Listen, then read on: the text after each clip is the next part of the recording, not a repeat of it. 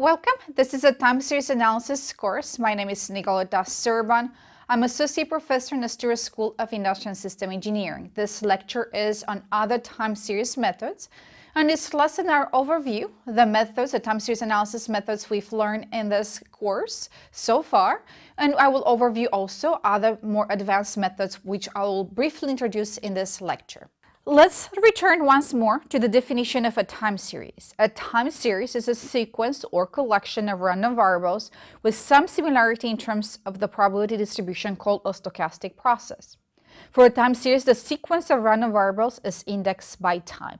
Usually, no notational distinction is made between these random variables and their realized values. It is important, nevertheless, to bear the distinction in mind. In this course, we differentiated between modeling the conditional mean versus the conditional variance for univariate models and between univariate and multivariate time series modeling. The three classes of time series models we studied in detail are the ARMA model for modeling the conditional mean of univariate time series, the GARCH model for modeling the conditional variance of univariate time series, and the VAR model for multivariate time series. In this lesson, I'll overview these models along with other model approaches for time series. I will provide more details on each of the other models in the lessons of this lecture. Let's return now to the ARMA model. A time series is an ARMA process if it is stationary, and for every t, it is modeled as on a slide. It consists of two parts. The first part is the so-called AR or autoregressive part of the model. The AR part of the model models the relationship between xt and past or lagged observations xt-1, xt-2 up to xt-p, where p is called the autoregressive order of the model.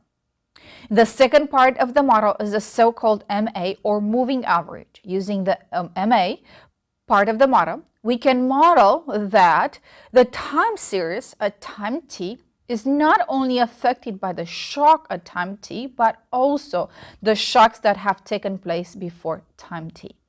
The moving average is a linear combination of white noise. In this formulation, Q is called the MA order of the model. An ARMA model can include both or just one of the two components. It can simply be an AR process or an MA process. We have learned that we can extend this model for non-stationary time series through a differencing or integration of the time series, where the model is called ARIMA.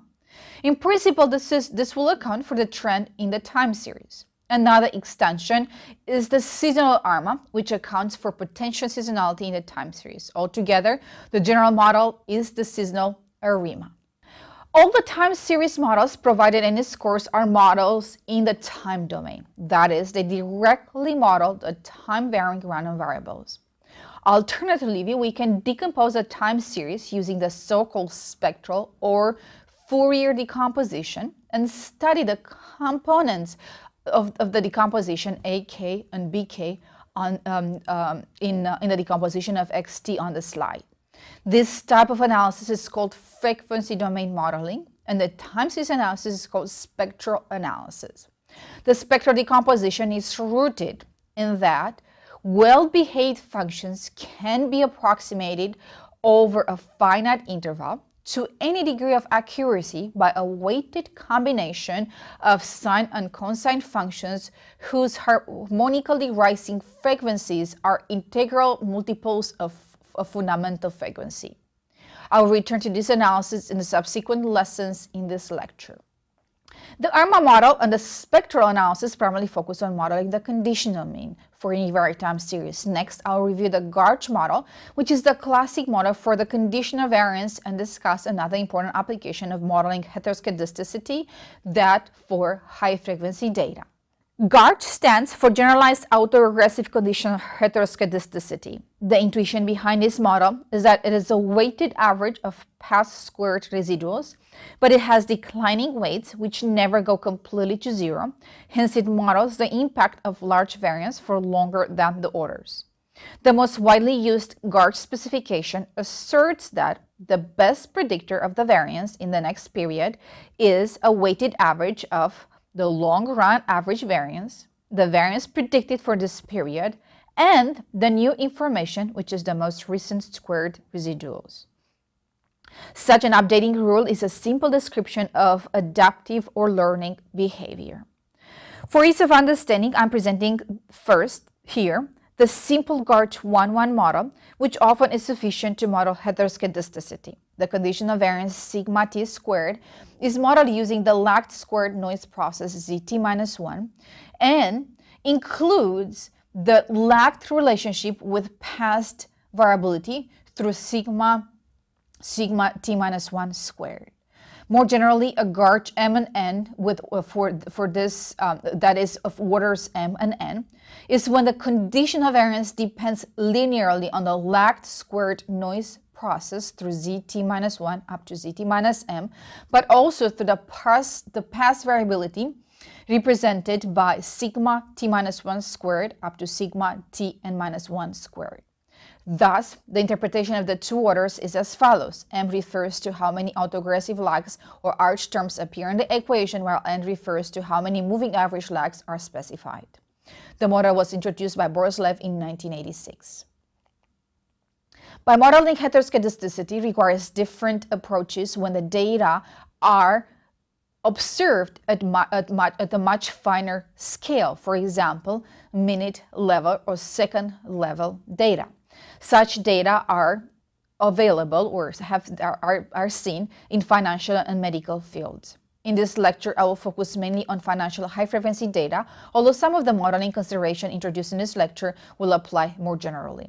For financial data, the primary objective is to model the volatility at a lower data frequency, say the volatility within a day, from finer scale data, for example, minute level data. Another objective is to study market microstructure, related issues, for example, competition among related markets, strategic behavior of market participants, real-time market dynamics. I'll provide more background on this aspect in a different lesson in this lecture. The time series models as discussed so far primarily apply to univariate time series. However, it is often the case that we may be interested in modeling and explaining the interactions and co-movements among a group of time series variables. It is possible to improve the prediction of one time series by taking into account other factors. For example, hence time series analysis extends to multivariate time series modeling, allowing for modeling more complex relationships within and between time series. In this course, we learned about the extension of the error model for univariate modeling to the VAR model for multivariate time series. The vector autoregressive VAR model is one of the most successful, flexible, and easy to use models for the analysis of multivariate time series. It's a natural extension of the univariate autoregressive model to dynamic multivariate time series. The VAR model has proven to be especially useful for describing the dynamic behavior of economic and financial time series and for forecasting. The VAR model with lag p for an n-variate time series yt is defined similarly to the error model. Yt depends on the yt-1, yt-p variables linearly. Now the coefficients are the matrices pi1 to pi p, which are n by n matrices of coefficients. The error term, epsilon, is assumed to be white noise where the covariance matrix sigma, with a covariance matrix sigma. A more general linear model for time series is the so-called state space model. A state space model for multivariate time series of dimensionality W, in this denoted here yt, depends linearly on an unobserved multivariate time series xt, also called hidden process, since it is unknown. Yt is thus the linear transformation of xt plus a white noise process. The hidden process xt takes the form of a VAR of order 1 when xt is a multivariate time series, or an AR process of order 1 when xt is univariate. Often this is also called a Markov process. We'll learn in a different lesson that the ARMA model is a particular case of this model. But because of this formulation, the state space model is more general. The models discussed so far are all linear models in the sense that they capture linear dependencies with respect to past history of the time series. A framework which allows estimation of non-parametric relationships and dynamics between time-varying processes is the so-called functional data analysis. We begin with multiple processes or so-called random functions which depend, in our context, on time, although they can depend on other designs, for example, space or frequency. We have n such random functions, or time series, each one observed at a set of time points, denoted here Tij, for the ith random function or process. The time points do not need to be the same across all the random functions. We can also have a fixed design when the time points are fixed in advance, but also we can have a random design when we have observations made at random time points, not known in advance. Last, unlike time series analysis, the time points can be observed sparsely or densely, depending on the experiment generating the random functions. The field for analyzing such data is the functional data analysis. I'll briefly point out common methodologies under this modeling framework in the last 2 lessons of this lecture.